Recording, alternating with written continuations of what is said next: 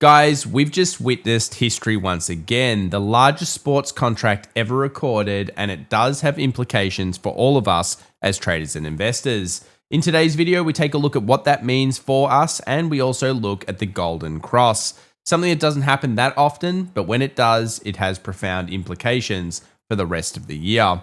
There's a lot going on. Tom Lee's super bullish on Ethereum, and everybody is in the crypto markets. Should you be too? Let's take a look at why markets around the world are moving the way they are and what the data suggests happens in July. Stocks, commodities, and cryptos. Let's take a look at it right now together. See you soon.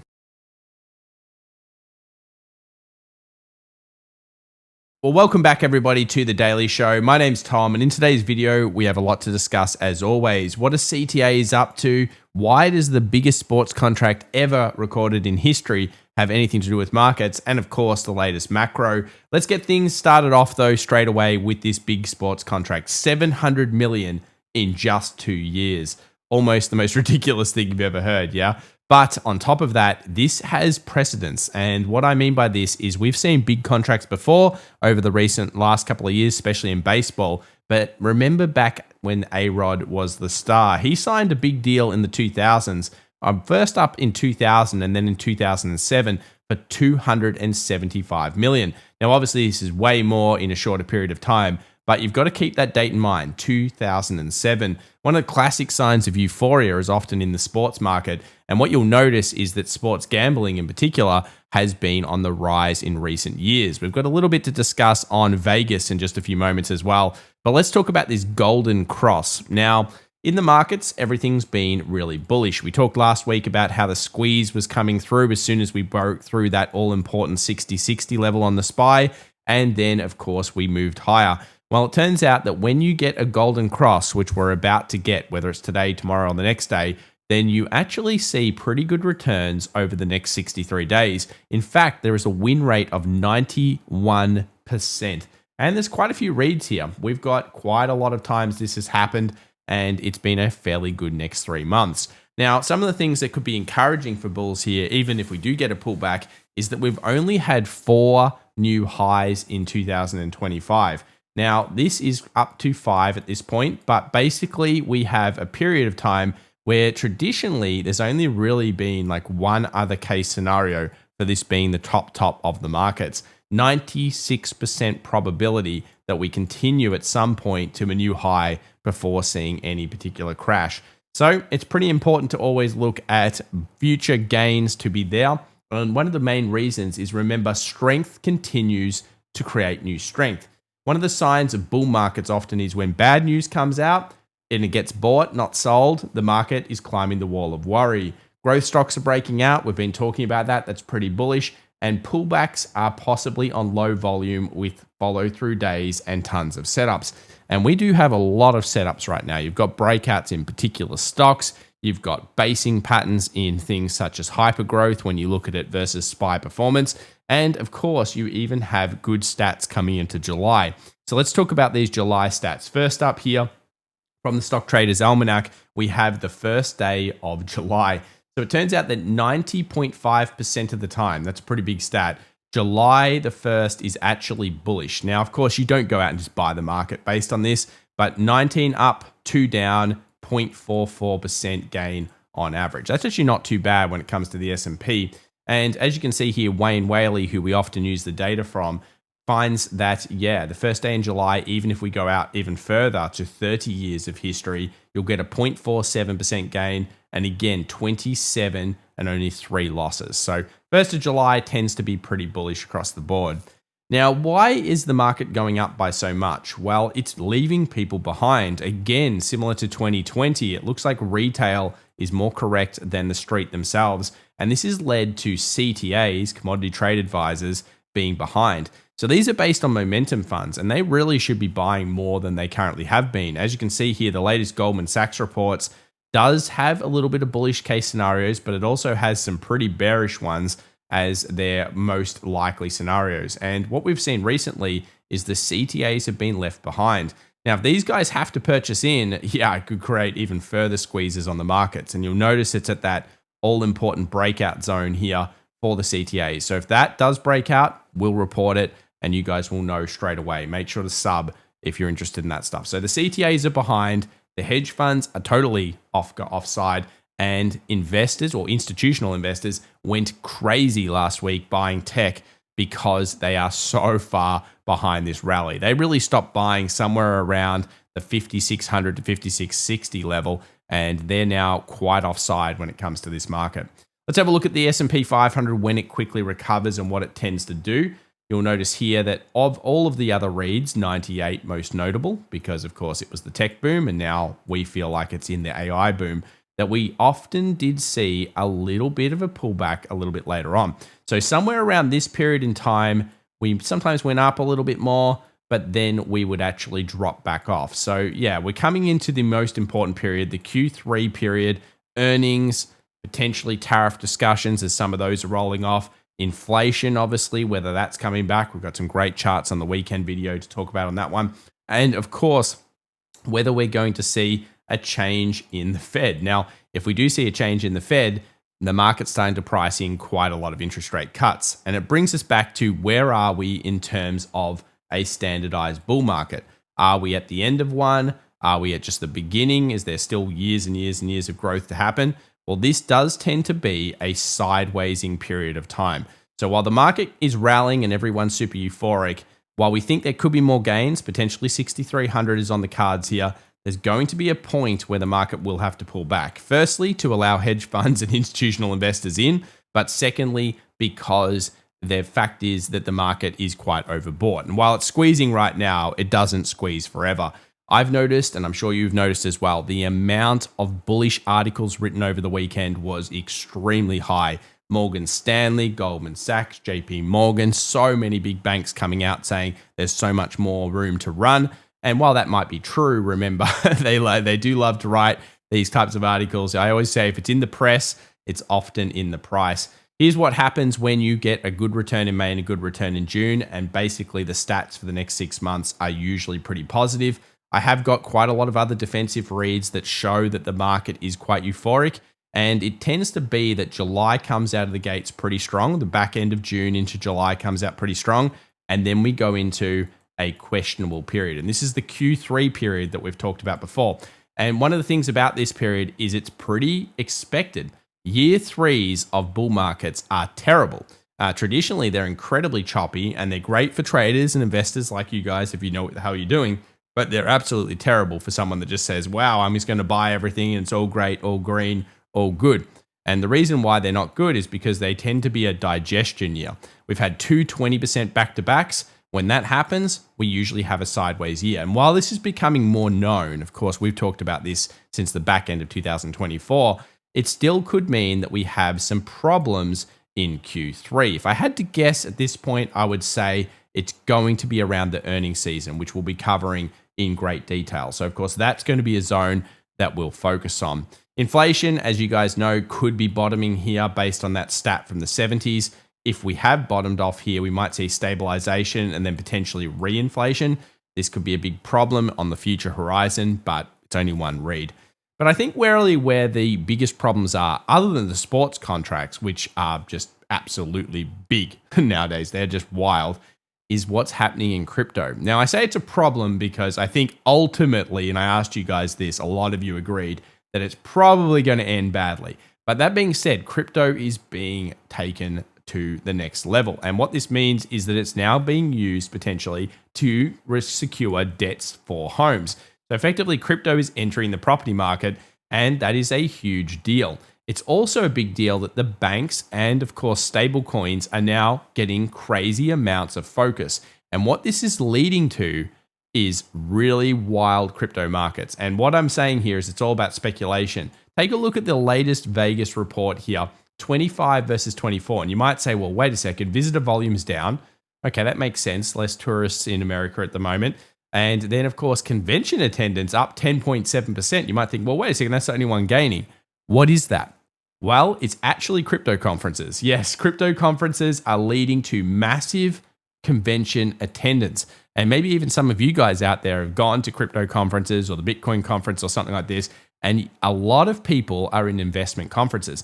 And what this is telling me is speculation is alive and well. and euphoria is back. We recently had a chart, meme stocks, hyper growth stocks 2021, and of course, cryptocurrencies, the most speculated on for a long time. But even then, there are some cryptos that are not equal. And one of those is Ethereum. And this one here is heavily shorted.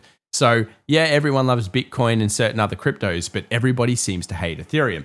Now, Tom Lee, and a lot of you guys don't like me even mentioning his name, it seems, but Tom Lee's come out and he said that Ethereum is the next one because, of course, we're seeing banks move into stablecoins and potentially we might see staking going on.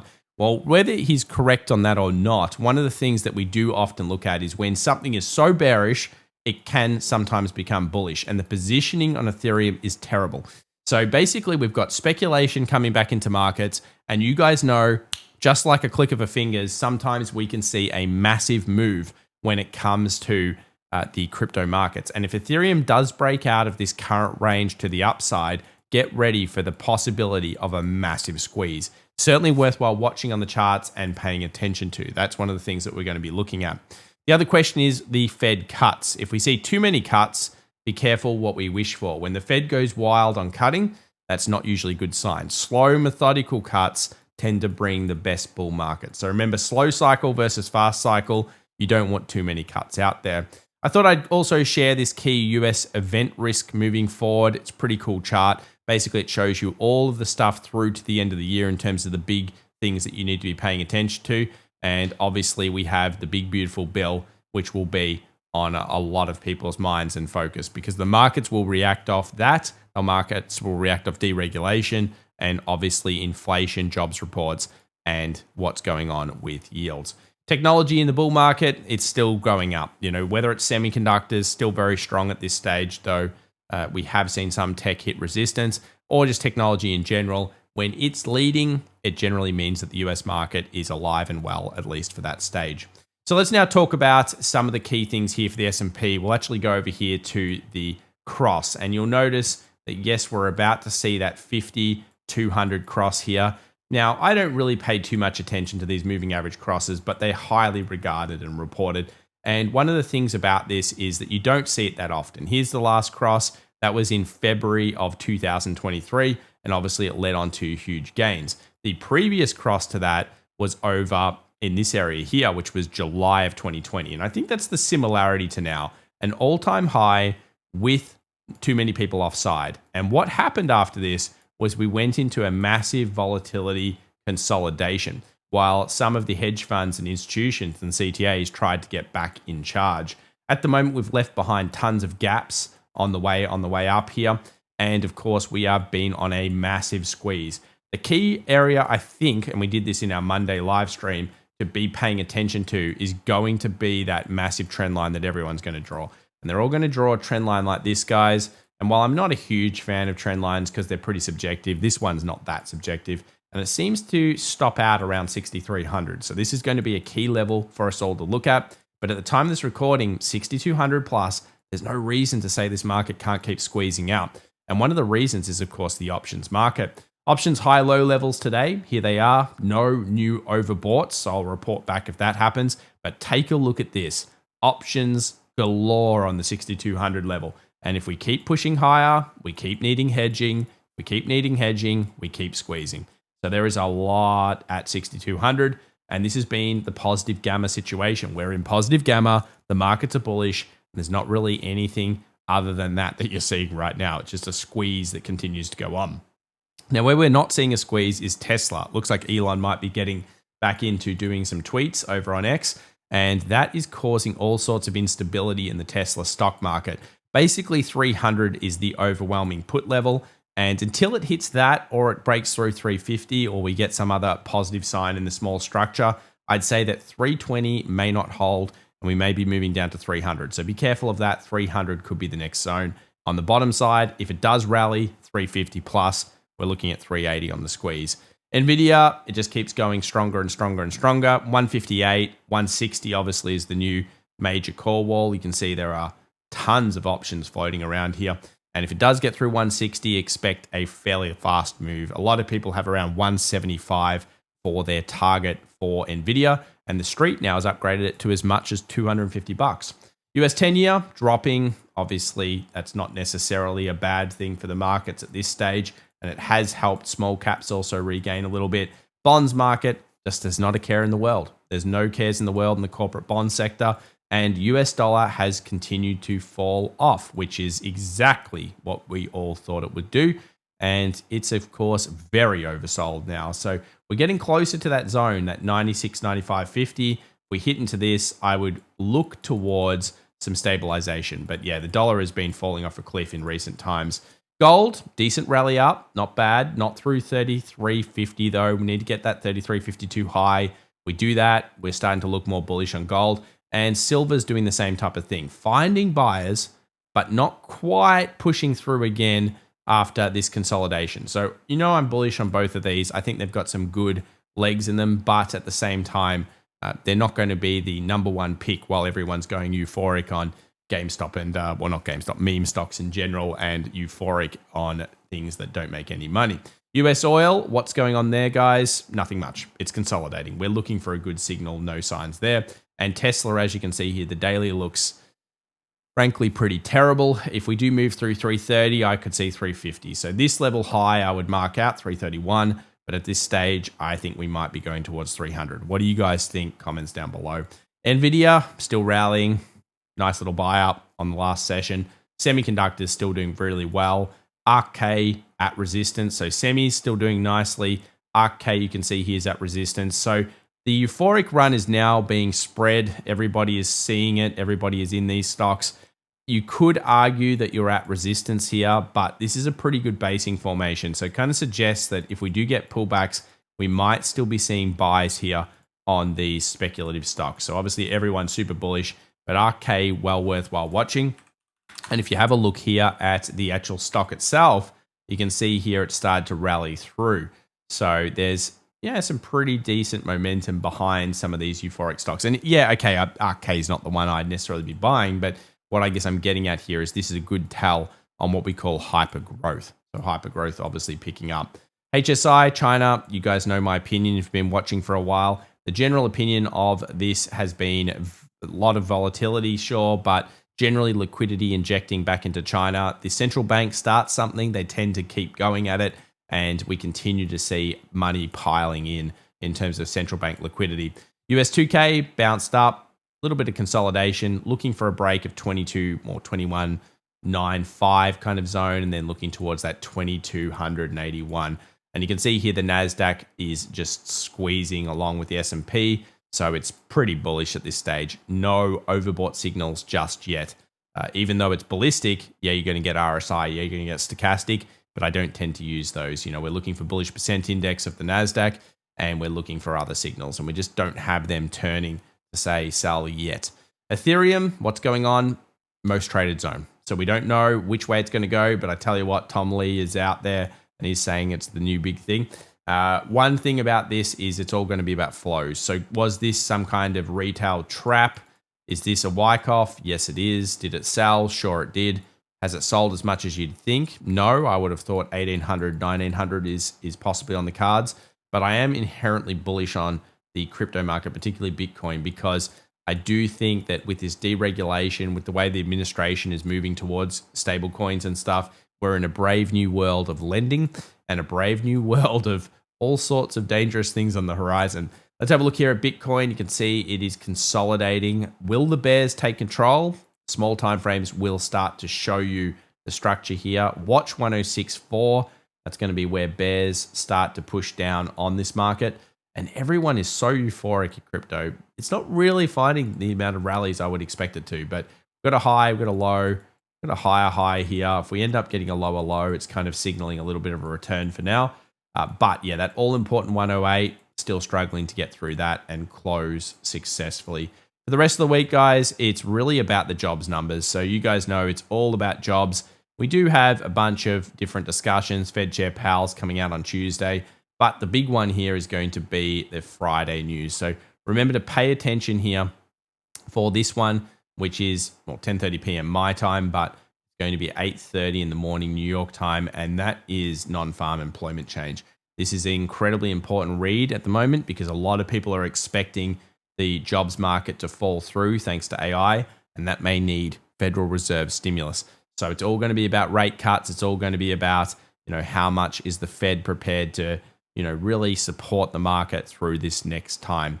Guys, if you enjoyed today's video, remember to subscribe and smash that like button. Follow us over on X. And just a quick reminder, we do have a sale on at the moment if you want to find out more about how we picked gold over the last couple of years, silver, Bitcoin, and of course, several different market sectors. The advanced course I'd have to recommend, and that's a Independence Day special. So thank you so much, and we'll see you in the next one. Bye for now, everybody.